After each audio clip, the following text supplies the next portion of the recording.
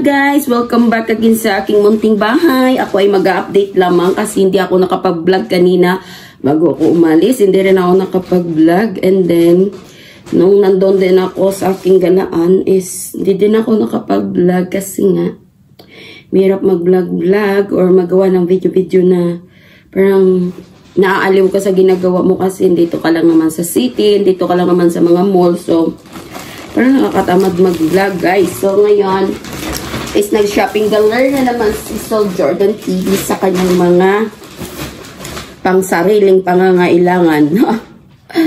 Hindi ito lahat, no? So, nabili na rin ako ng mga gamit or something. Pero, as usual, shopping galore na naman si Sol, oh.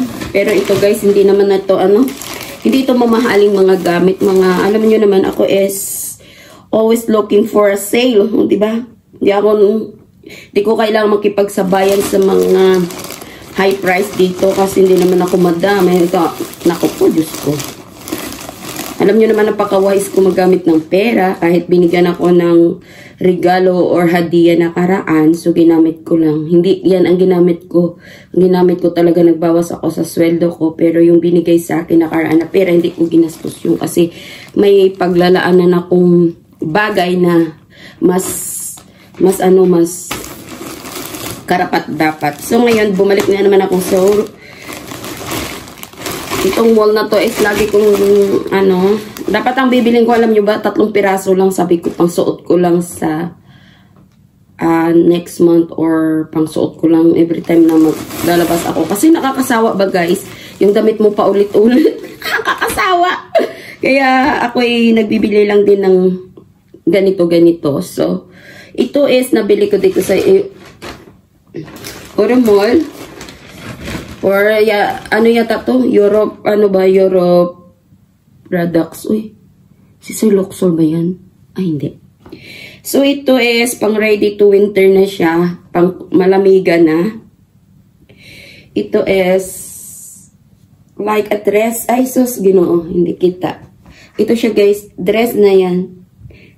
Tapos, ka lang, mag-boots or mag-tights sa loob. Ito is mga ka-size lang talaga ni Sol. Tapos, ang ganda ng kanyang tela kasi nga. Parang Europe style ito, guys. Oh. And then, ito, kasi yung favorite color ko lang naman, pwede dapat, meron doon is kulay green. Parang naman Christmas tree talaga, no? For Christmas na sana. Kaso lang parang nahiya ako sa kulay green na yun. Oo nga, no? Sana binili ko siya. At saka ito ding isa na yan. Ito is, ang tatak niya is, ang tatak niya is, ayan, ang tatak niya, Zara. And then, ito is, susuotin ko ito maybe sa, pero hindi ko natitignan para to. Makikita na lang to pag sinuot ko. Arte. And then, of course, my favorite shop is Blue Line. Para sa mga kuripot na tulad ko, pumunta kayo sa Blue Line. Anywhere. Ayan, sa mga katulad kong kuripot, punta na kayo sa Blue Line. Maghahanap ng sale, bumili tayo ng tights or stocking dapat. Pero sabi ko, mas okay na ito. Ganito. Yan. Diba, outfitan ng malamig.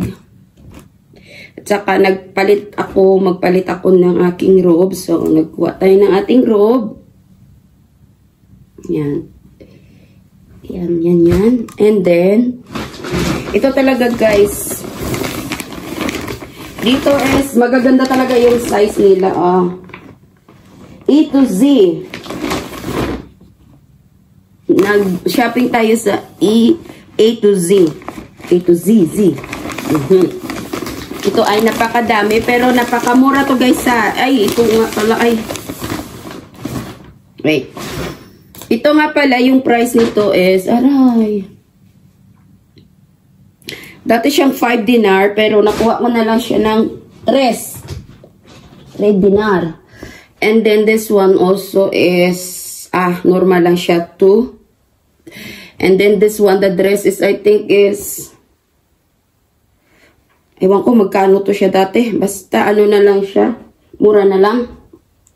At saka ito is, dati siyang mga 7 or 5 dati ito. Pero 3 na lang, pares na lang 3. Ito is, alam nyo naman, ay medyo tomboy tayo. So, meron tayong pa-short. Ay, ito pala sa shop na yung A to Z is, all items is piso. Piso sa pera nila. Ito is ready for Christmas. Charan! For Christmas na yan guys ha. Christmas is waving. And then, all items is 1 ha. And then, this is my, shorts na meron siyang paribon-ribon. Super ganda yan, guys. Perfect yung size for me. And then, ito naman siya, stretchable na, sleeveless. Napakaganda ng kulay. This is the most, alam niyo naman, favorite color ko. And then, dami siyang mats dyan. Ito, yung skirt siya na taga-tuhod lang siya. Napaka-hikay. O, diba? Another favorite color of mine.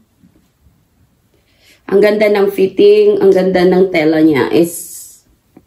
Hindi na ako mostly hindi na ako mostly gumawa ng mga pang winter clothes kasi hindi ko naman magamit yan sa Pilipinas pag pag umuwi na ako or mag for good na tayo, hindi naman natin magagamit dyan. Ito naman kasi usually yung mga damit kasi natin dito is 1, 2, 3 suot. Ganun lang talaga tapos nagpapalit na. Ay, sus, Ginoo. Ito lahat, ito is mga items ng Shein. Ito, perfect din ang kanyang size.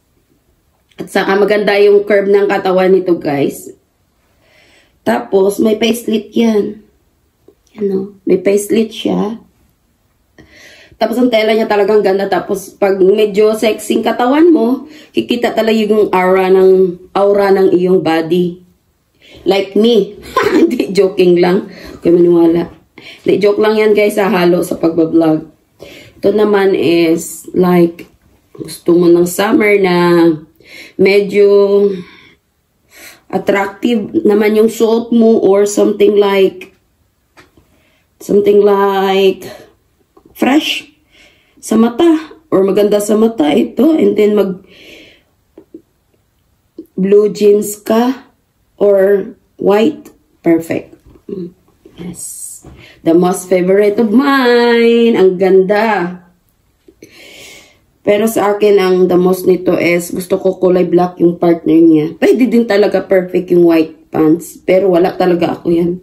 Pinamigay ko na kasi mga white na pantalon ko. So maghanap naman ako. Ito naman yung blouse na napakaganda sa katawan. Yan. Itong kanyang detail sa likod. Pa-sexy-sexy. Hindi ito guys pang kids ha. Pang adults talaga yan. Pag kayo sexy. Ito naman yung blouse. Kamats ng blouse is, alam yung skirt kong kinuha ay saan na yun? Yung skirt na yun is marami siyang match. Itong skirt na to is match siya dito. Itong katerno niya, or either ito din, katerno niya, or ito din. Pwede din siya. So, ito naman is, itong short na to. Kasi pag sa Pilipinas naman talaga guys, kahit tayo is medyo, gurang na tayo is, wala yan sa pagurang-gurang, basta kaya mo, Bahala kayo. Bahala sila. Itong kamats niya din. And then either ito white, hindi. Or ito guys, kamats niya. Basta. Ay, ito, perfect din siya, guys. Ito din. Suotin natin yan mamaya sa ating, live. Or sa ating Yan, itong blouse na to, kamatch niya talaga. Ito yung skirt na to. Or, bala na. Or ito, match niya din. Ito din siya, perfect din sa kulay na yan, Diba? Matchy-matchy talaga. Matching-matching. Matching, naging matching. Nagiging amo. Yan. And then like this guys. Uy. Ayan guys. Oh, ganyan na siya. Ganda talaga nito kasi perfect. Sa lahat ng kulay. Any color na suotin mo. Napakaganda siya. And then ito din guys. Oh. Maganda din kasi kami. Hindi naman lahat ng oras kailangan nating magganito, ganito. More palabas-labas ng ganyan. May, sometimes, parang, ano din ba?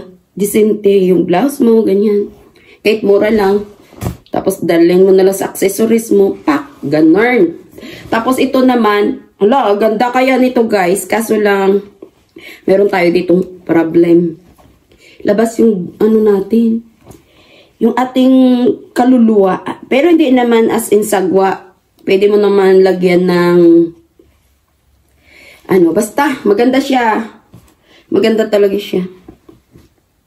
Maganda siya sa mga skin color mo na ano, lalo na kung maputi ka, 'di ba? Yun. So yun, ano pa ba?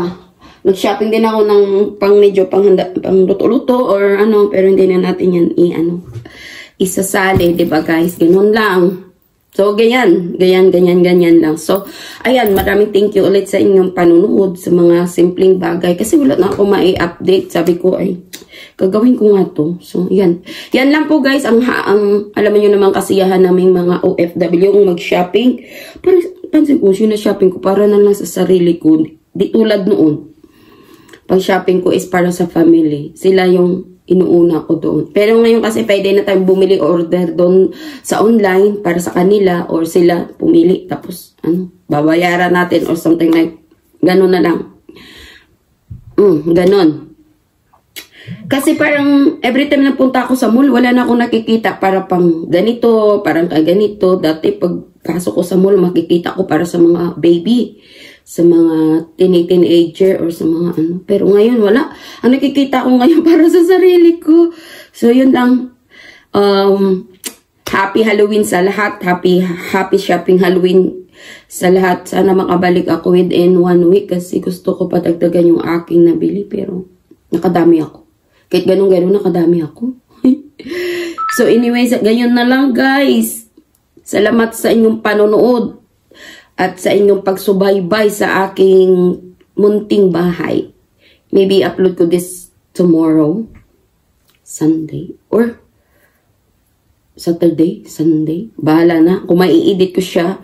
Kung kailan ko siya mai-edit Saturday or Sunday ito ma-upload. So, hanggang dito na lang. Maraming thank you sa lahat.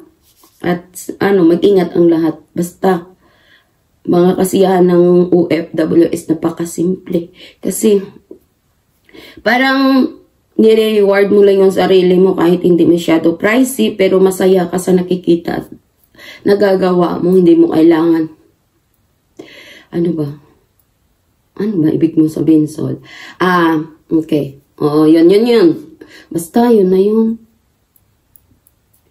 Kasi minsan, pag natipuhan ko sa ginto, mapunta yung pera ko, doon na lang ako nakafocus. Sige, gawin ko yung gayon. Parang pansin ko last month nag-shopping ako. Ngayon nag-shopping na naman. Sana next kong labas wala nang sale para wala na akong bibili na marami guys, diba? So anyways, ito na lang. Bye-bye. Thank you!